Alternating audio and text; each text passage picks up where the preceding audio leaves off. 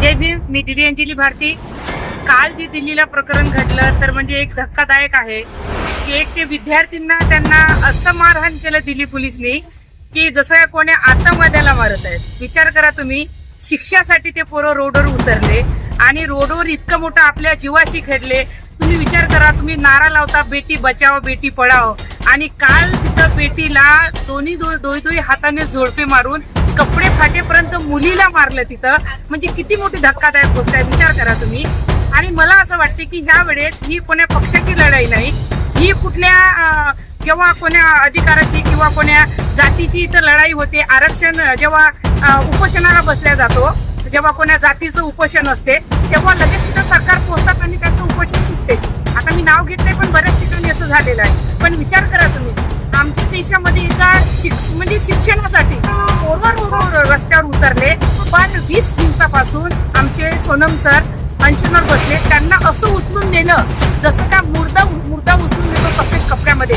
म्हणजे ही लोकशाही तानाशाही आहे आणि हुकुमशाही चालू आहे. तर हा फार मोठा अन्याय झालेला आहे कालच्या विद्यार्थ्यावर. तर मला असं वाटते प्रत्येक घरातून, कारण विद्यार्थी हा एका घरात नाही तर प्रत्येक घरामध्ये विद्यार्थी आहे. तर मला असं वाटते पेपर लीक झाला, त्याच्यामध्ये 19 पोरांनी आत्महत्या केली, हिंदू पोरांनी. त्यांच्या अधिकारासाठी सोनम सर तिथे अंशनवर बसले की फक्त काय मागत आहे की आम्हाला शिक्षण मंत्र्याचा राजीनामा पाहिजे. तर त्याच्यासाठी इतकं काल पोरांना म्हणजे कोणाचे डोके फुटले, कोणाचे हात, आणि पोरीचे तर बापरे कपडे फाटेपर्यंत मारलं. तर ही फार मोठी दुःखदायक गोष्ट आहे आणि मला असं वाटते की देशातल्या प्रत्येक माणसाला लाज वाटायला पाहिजे.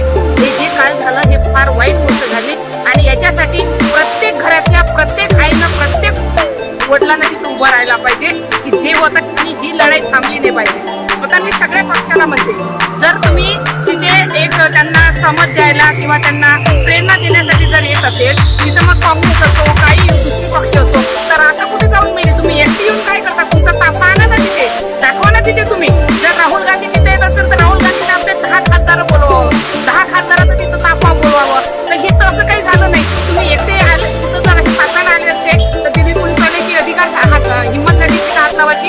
आणि विचार करा तुम्ही, जे तिथं मिलिटरीवाले दाखवले ना, एकाही मिलिटरीवाल्याला बॅच नव्हता. म्हणजे विचार करा, हे सरकारचे गुन्हे होते, हे दिल्ली पोलीस नव्हते.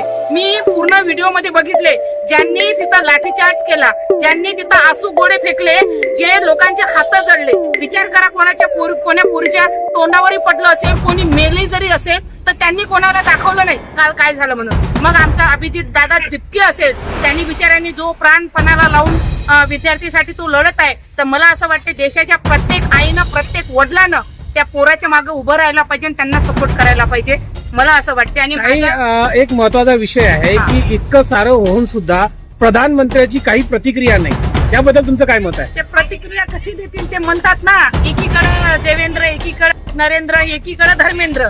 हे तिन्ही बाजू त्यांनी सांभाळलेले आहेत. ते कसे काय देतील राजीनामा किंवा ते कसे काय याच्याबद्दल प्रतिक्रिया देतील? प्रतिक्रिया दिली असते तर 20 दिवसापासून सोनम सर अंशनवर बसलेले आहे. कोण्या जातीचा हेरावण्यापर्यंत तिथं उपोषण लगेच पोहोचते त्यांचं पूर्ण सिस्टम. मला माहित आहे सिस्टम बिलकुल चांगलं चालू नाही आहे आणि अशा देशात राहिल्यापेक्षा नाही का, म्हणजे जिथं न्याय मिळत नाही आहे, जिथं अन्याय होत आहे, साधं विद्यार्थ्यावर, ही कोण्या जातीची लढाई आहे का? हे जातीची लढाई नाही, हे कोण्या पक्षाची लढाई नाही, हे फक्त आणि फक्त शिक्षणासाठी.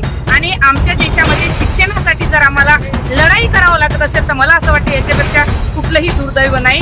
आणि मोदी साहेबांना मी सांगते, आमच्या देशाचे पंतप्रधान, अजून त्यांची प्रतिक्रिया, ते ऑस्ट्रेलियाला होते काल, आफ्रिकेला का ऑस्ट्रेलियाला होते, तिथल्या लोकांनी सुद्धा त्यांचा तिथं प्रतिकार केला, बहिष्कार केला त्यांनी की तुमच्या देशामध्ये विद्यार्थी मरत आहे आणि तुम्ही विदेशामध्ये फिरता. तर त्यांना सुद्धा तिथं पोलीसवाल्यांना अटक केलं, कारण यांची तानाशाही आहे, आता यांची हुकुमशाही आहे. कारण जेवढे अभिजित दिपकेचे जे हे आहेत फॉलोअर आहेत, जे त्यांचे चॅनल आहे, सगळे ब्लॉक करायच्या मागे लागलेले आहे की लोकांपर्यंत पोहोचले नाही पाहिजे.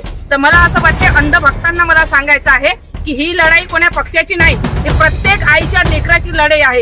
तुमच्या मुलीसाठी, तुमच्या पोरासाठी, जे तुमची सून शिकत आहे त्यांच्यासाठी लढाई आहे. तर मला असं वाटतं अंध भक्त जे आहेत त्यांनी घराच्या बाहेर निघावं आणि प्रत्येक आपल्या लेकराचा सपोर्ट करायला. मॅडम, अजून एक प्रश्न आहे की धर्मेंद्र प्रधानचा राजीनामा झाल्यानंतर काय जे पेपर फुटी आहे किंवा शिक्षणाचं बाजारीकरण झालं आहे हे खतम होईल? खतम होईल म्हणजे आम्हाला सिस्टम एकापासून चालू करावं लागेल ना. एकाला आता तुम्ही बघा, पूर्ण जर स्थानच तुमचं खराब असेल, घर चालवणारा पूर्ण स्थानच जर खराब आहे, तुम्हाला एकाला खतम केल्यानं होणार नाही. तुम्हाला धीरे धीरे स्टेप टू स्टेप काम करावं लागेल. आज त्यांचा राजीनामा मागितला, आता काल आमचे विद्यार्थी म्हणत होते आणि सर्व लोक म्हणतात की आता फक्त धर्मेंद्र प्रधानचा राजीनामा नाही, आम्हाला नरेंद्र मोदीचा राजीनामा पाहिजे. पण हे राजीनामा कसे देतील तुम्हाला माहित आहे, कारण मी पहिले स्पष्टवादी गायिका आहे, मी पुऱ्या भारतात बदनाम आहे. पहिलेच तुम्हाला माहिती आहे माझ्यावर काही झालं नाही तर मग इकडून मला फसवायचे कामं करतात, तिकडून फसवायचे कामं करतात. कारण खरं बोलणाऱ्यांना तुम्हाला माहित आहे या देशामध्ये एक तर केसा लावून अंदर टाकून देतात, एक तर त्यांचं नामोनिशान मिटून टाकतात, पूर्ण चॅनल वगैरे बंद करून. आणि माझ्या संग तसंच झालेलं आहे, तसंच होत आहे.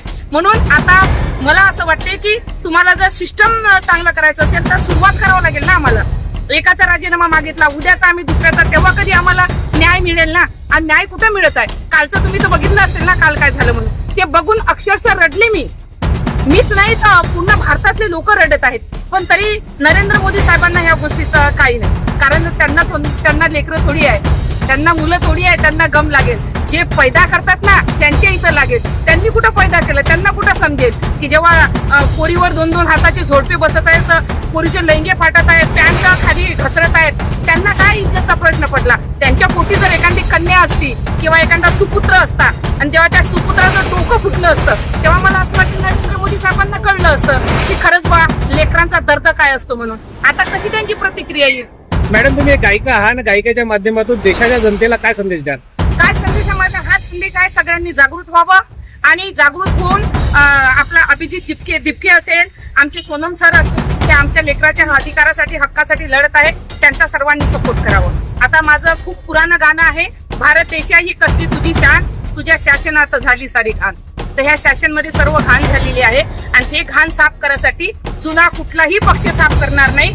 नवीन आम्हाला पूर्ण कायदा करावा लागेल, नवीन पूर्ण आम्हाला लोक उभे करावं लागेल आणि नवीन सिस्टम जेव्हा काम करेल तेव्हा मला असं वाटतं की काहीतरी आम्हाला अधिकार न्याय मिळू शकते. तसा तर आम्हाला वाटत नाही की काही मिळेल म्हणून, कारण तुम्हाला माहिती आहे सगळे धोकेबाजीनंच सरकार बसलेलं आहे आणि ज्यांनी धोका केलेला आहे, धोका करून ते खुर्चीवर बसलेले आहे, ते तुम्हाला न्याय देतील कसे? तुम्ही विचार करा ना, ते न्याय देतील का? त्यांच्यापासून आम्ही अपेक्षा करावं नाही. मग मला असं वाटते काल आमच्या लेकरांना, आमच्या पोरांना, आमच्या भावांना जे काल मारलं लोकांना, आता आज जे तिथे आमचे चंद्रशेखर आझाद तिथे पुन्हा अनशनवर बसलेले आहेत, तर माझा त्यांना फुल सपोर्ट आहे आणि मी दिल्लीला सुद्धा जाणार आहे.